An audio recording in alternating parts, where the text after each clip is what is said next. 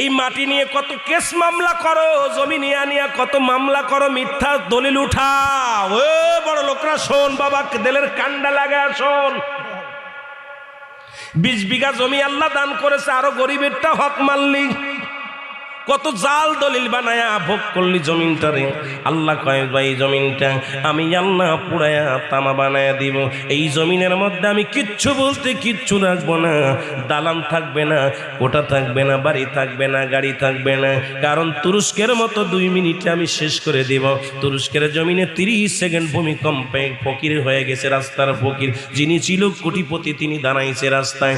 আল্লাহ বিকারিরে বাদান, বিকারি বাদান ধনীরে বিকারি বানায়া দিছে, বিকারীরে ধনী বানাইতে আমার আল্লাহ দেরি হয় না। আল্লাহ বলে বান্দারে এই জমিনে পানিগুলো সব পুড়ায়া কি করে দিব, ছাই বানায়া দিব।